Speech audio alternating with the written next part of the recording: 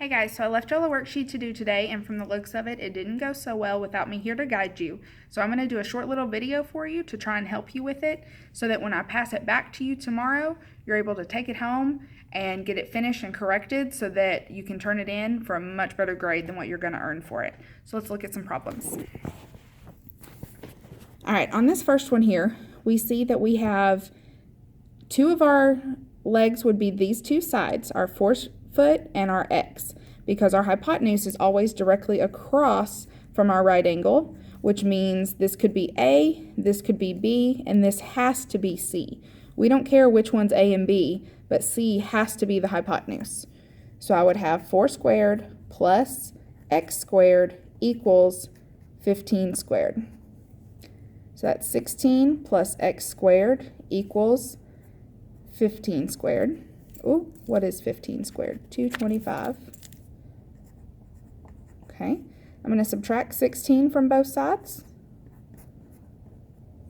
So, let's give me 1. That's going to leave me with 209. So I want to take the square root of both sides to cancel out that square, which means x is the square root of 209. Now, that might be as simple as it can go, or 209 can be broken down some. So let's look at a calculator and see if we can figure out if it's going to be broken down any. So I'm going to take 209. I know it's not divisible by 2 because it's an odd number. Let's see if it's divisible by 3. Nope. Let's see if it's divisible by 9.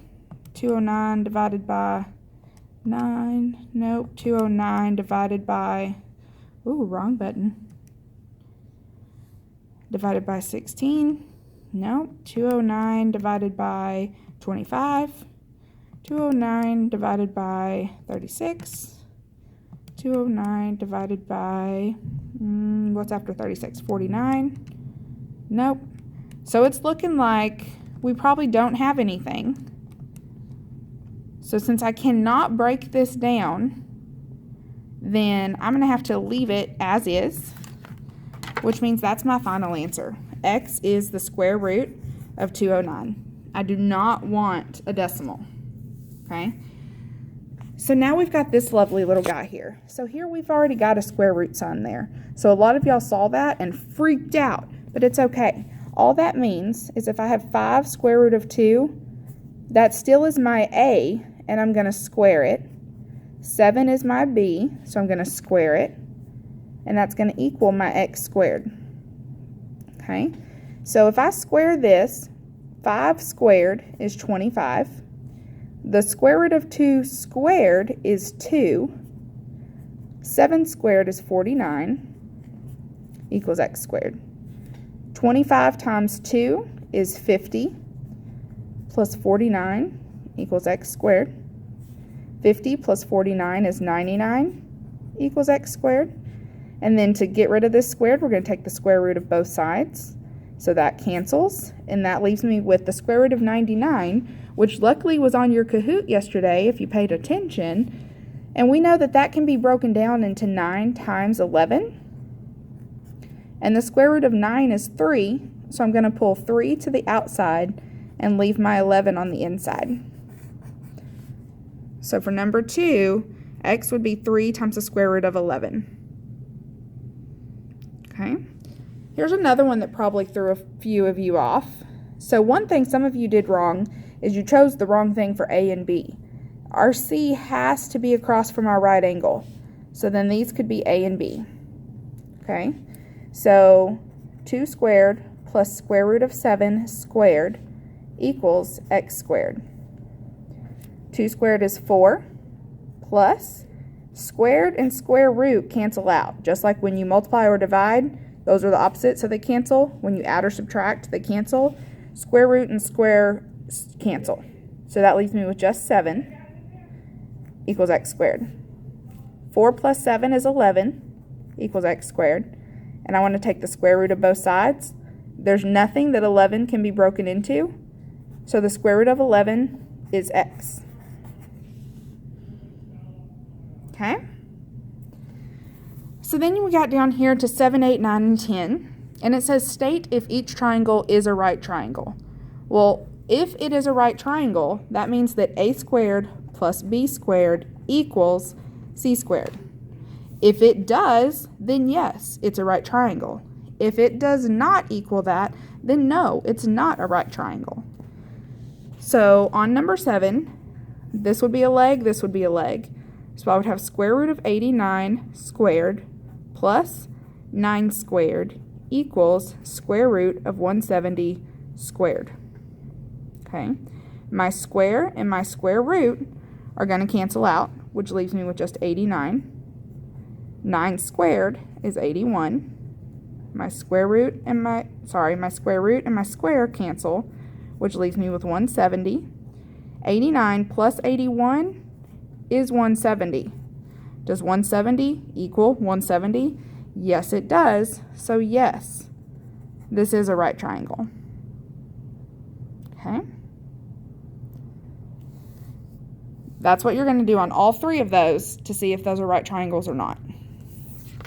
On the back, some of you didn't even look at it, some of you didn't get to it. So let's take a quick little glance. This is still just Pythagorean theorem, but they gave you words and you had to actually read. So number 1, 2 sides of a right triangle are 8 and 12. Find the missing side if these are the lengths of the legs. So I've got a right triangle, it tells me, and it told me that the legs are 8 and 12, and I'm just finding x. Okay, so I've got 8 squared plus 12 squared equals x squared. 8 squared is 64, 12 squared is 144. If I add those together, I'm going to get 208. And now I want to see if that can be broken down. So I'm going to get my handy dandy calculator again. Let's try 208 divided by 36. Nope. What about 208 divided by 16? Hey, looky there. It worked. I got a whole number, which means 16 times 13 is 208. So, sorry, my camera's getting a little wonka-jawed on me. Square root of 208 equals x, and I want to break that down. So I just figured out that 16 times 13 gives me 208. The square root of 16 is 4, so I'm going to pull 4 to the outside and leave 13 in. And there's my final answer. 4 times the square root of 13 equals x. Okay. Part B tells us to find the missing side if those lengths are a leg and a hypotenuse. So you're going to do basically the same thing, except this time your x is over here.